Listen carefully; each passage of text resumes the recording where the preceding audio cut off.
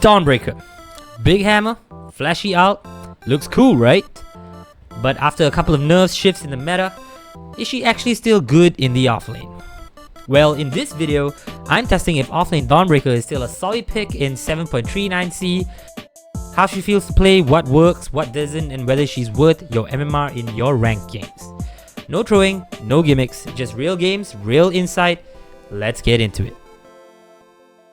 So first off, where does Dawnbreaker actually stand in this patch? Her win rate is kinda in the middle. Not amazing, but not bad either. She's not first phase banned, not pub stomping like X, but she's not grief tier either. She still brings value, strong laning, solid team fighting, and that global ult that turns fights around from across the map. If you're picking her, you're playing for tempo and early impact, not some 15-minute farm fest. Now let's break down what she actually does well in the offlane. First, laning. Starbreaker still slaps and most carries don't want to trade into that, especially if you've got a decent 4 position with you. Celestial Hammer gives you poke, escape, and chase.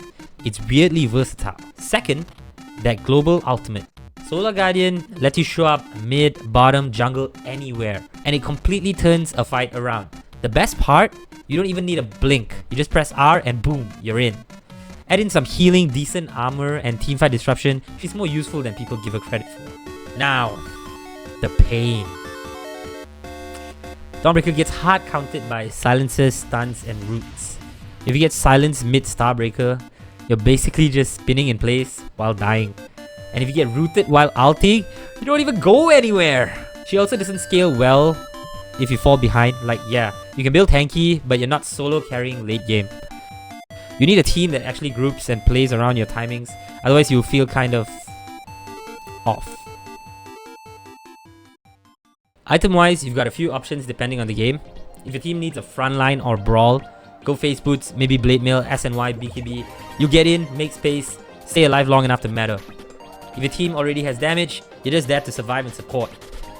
Go Greaves, Lotus, Pipe, you'll heal people, bait spells, be surprisingly hard to kill. Honestly, the key is flexibility. Don't autopilot builds. Dawnbreaker can shift between brawler and utility depending on what your team needs. So what does this actually look like in a real game? When she works, it's beautiful. You dominate the lane, ulti into fights, and suddenly you're 3-0 before the enemy carry hits level 6. You tank spells, save your cores, land some satisfying 3-man Starbreaker. It feels great. But if you misread the map, you ult into nothing.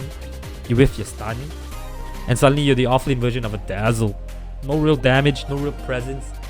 So yeah, timing and positioning matter a lot. So, can you still win with offlane Dawnbreaker? Honestly? Yeah, but she's not a free win. She's great if you like being the guy who rotates early and enables your team. But if you want a hero that scales into a raid boss, she's probably not it.